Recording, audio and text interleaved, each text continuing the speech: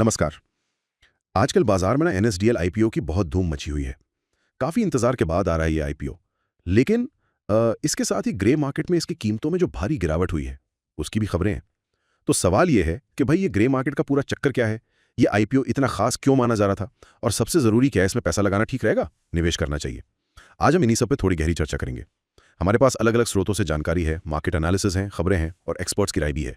तो चलिए इसको खोलते हैं जरा। बिल्कुल, हम देखेंगे कि एनएसडीएल असल में करता क्या है, इसकी तुलना जो इसका लिस्टेड साथी है सीडीएसएल उससे कैसे की जाती है, ग्रे मार्केट में एग्जैक्टली हुआ क्या, और हाँ, इस आईपीओ से जुड़ी और क्या खास बातें हैं। हाँ, तो सबसे पहले कुछ मेन डिटेल्स। हम्म। आईपीओ 30 जुलाई से 1 अगस्त तक खुला है। प्राइस बैंड रखा है 760 रुपए से 800 रुपए प्रति शेयर। साइज भी अच्छा खासा है, करीब 4000 करोड़ का। लेकिन जो सबसे चौंकाने वाली बात लग रही है, ये पूरी तरह से ऑफ सेल यानी ओएफएस है।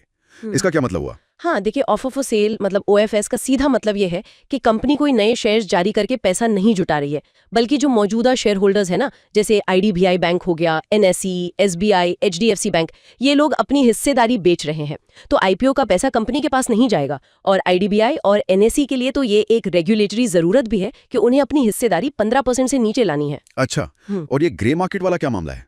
मैंने सुना कि आईपीओ आने से पहले ही इसके शेयर अनलिस्टेड मार्केट, जिसे ग्रे मार्केट कहते हैं, उसमें काफी ऊंचे दाम पर ट्रेड हो रहे थे, पर अब कीमत एकदम से गिर गई है। हाँ, वही सबसे बड़ा झटका है। देखिए, ग्रे मार्केट एक तरह का आप कह सकती है अनऑफिशियल बाजार है, जहां लिस्टिंग से पहले ही ना शेयरों की खरीद फरोख्त एक अंदाजे वाली कीमत पर होती है। एनएसडीएल का शेयर वहां जून में करीब करीब 1275 रुपए तक चला गया था, लेकिन जो आईपीओ का प्राइस बैंड आया है 800 रुपए अपर लिमिट, वो उस पीक भाव से लगभग 37-40% कम है। और जो हाल का भाव था ग्रे मार्केट में करीब 1025 रुपए, उससे भी देखें तो ये कोई 22% नीचे है। अरे बाप रे, मतलब जिन्होंने ग्रे मार्केट में ऊंचे दाम पर शेयर खरीदे थे, उनको तो आईपीओ आने से पहले ही बड़ा नुकसान हो गया। ये तो ग्रे मार्केट का रिस्क साफ दिखाता है। बिल्कुल, ये बिल्कुल दिखाता है कि ग्रे मार्केट कितना वॉलेटाइल, कितना अस्थिर हो सकता है, और वहां की कीमतें कभी कभी असलियत से कितनी दूर हो सकती हैं। दाम गिरने की वजह शायद यही है कि आईपीओ का वैल्यूएशन जो आया वो उम्मीद से काफी कम रखा गया। लेकिन हाँ, एक बात और है, जो इसके शुरुआती निवेशक थे जैसे एसबीआई और आईडीबीआई, जिन्होंने सालों पहले बहुत ही कम कीमत पर इसमें इन्वेस्ट किया था, उनके लिए तो ये ओएफएस मतलब एक जैकपॉट जैसा है। सुनने में आ रहा है कि 39,900% तक का रिटर्न मिल रहा है उन्हें। जबरदस्त। वाकई ये तो कमाल का रिटर्न है। अच्छा, अब अगर एनएसडीएल की तुलना इसके कॉम्पिटिटर कंपनी सीडीएसएल से करें तो क्या तस्वीर दिखती है?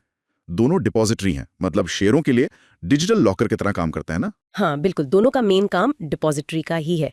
एनएसडीएल थोड़ा पुराना है, 1996 में शुरू हुआ था, और इसका फोकस ज्यादातर बड़े इंस्टीट्यूशनल इन्वेस्टर्स पर रहा है, जैसे म्यूचुअल फंड्स, इंश्योरेंस कंपनियां। इसीलिए इसके पास कस्टडी में जो संपत्ति है, जिसे एयूसी कहते हैं, एसेट्स अंडर कस्टडी, वो बहुत बहुत ज्यादा है, करीब 510 लाख करोड़ रुपीस। अच्छा। वहीं सीडीएसएल जो 1999 में आया, वो रिटेल निवेशकों पर ज्यादा फोकस करता है, खासकर डिस्काउंट ब्रोकर्स के जरिए। तो उसके पास डीमैट अकाउंट्स की संख्या बहुत ज्यादा है। एनएसडीएल के करीब 4 करोड़ के मुकाबले सीडीएसएल के पास 15-16 करोड़ डीमैट अकाउंट्स हैं। एनएसडीएल के पास पेमेंट्स बैंक्स और डेटा मैनेजमेंट जैसे दूसरे बिजनेस भी हैं। तो कमाई के मामले में क्या सीन है? एनएसडीएल पुराना है, बड़े क्लाइंट्स हैं, तो क्या वो ज्यादा कमाता भी है? ये इंटरेस्टिंग पॉइंट है। एनएसडीएल का टोटल रेवेन्यू देखेंगे तो वो सीडीएसएल से ज्यादा है। FY25 में एनएसडीएल का रेवेन्यू करीब 1535 करोड़ रहा, जबकि सीडीएसएल का शायद 1200 करोड़ के आसपास। जी। लेकिन जब मुनाफे की बात आती है तो सीडीएसएल कहीं आगे है। सीडीएसएल का प्रॉफिट लगभग 526 करोड़ है, जबकि एनएसडीएल का 343 करोड़। अरे, ऐसा क्यों?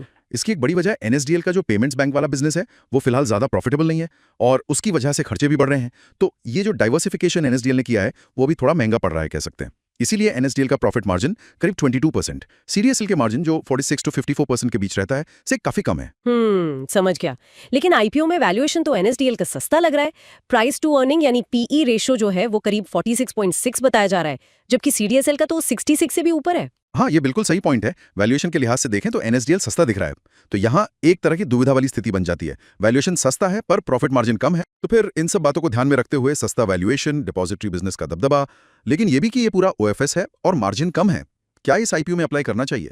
आजकल ग्रे मार्केट प्रीमियम यानी जीएमपी भी करीब 145-155 रुपए चल रहा है, जो मोटा मोटा 18% का लिस्टिंग गेन दिखा रहा है। देखिए, जीएमपी पॉजिटिव है, ये एक अच्छा संकेत तो है, पर जैसा हमने पहले बात की, ये बहुत अस्थिर होता है और इस पर पूरी तरह भरोसा नहीं कर सकते।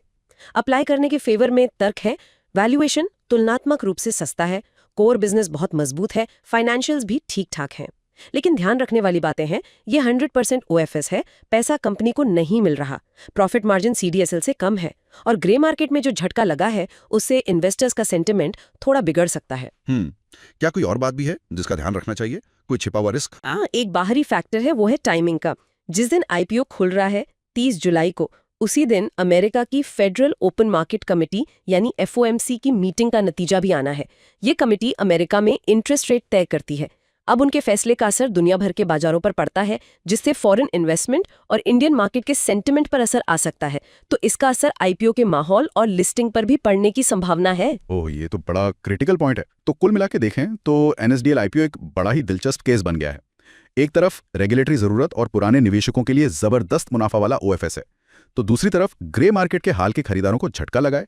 CDSL के मुकाबले वैल्यूएशन सस्ता है, लेकिन प्रॉफिट मार्जिन कमजोर है, और पॉजिटिव GMP तो है, पर साथ में FOMC मीटिंग की टाइमिंग का रिस्क भी जुड़ा हुआ है। बिल्कुल, ये IPO हमें बाजार की डायनामिक्स, वैल्यूएशन की पहेलियां और बाहरी घटनाओं का क्या असर हो सकता है, इस बारे में काफी कुछ सोचने पर मजबूर करता है। सही कहा। और इस पूरी चर्चा से मेरे मन में एक सवाल आ रहा है, जब सिचुएशन ऐसी हो कि शुरुआती निवेशक इतना बड़ा मतलब हजारों % का मुनाफा कमा रहे हों और हाल के ग्रे मार्केट खरीदार नुकसान झेल रहे हों, तो एक आम रिटेल निवेशक किसी IPO का सही मूल्य कैसे आंके?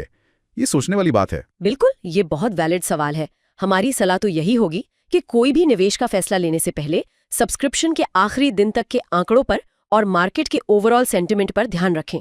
खासकर FOMC के फैसले के बाद माहौल कैसा बनता है, ये देखना जरूरी होगा।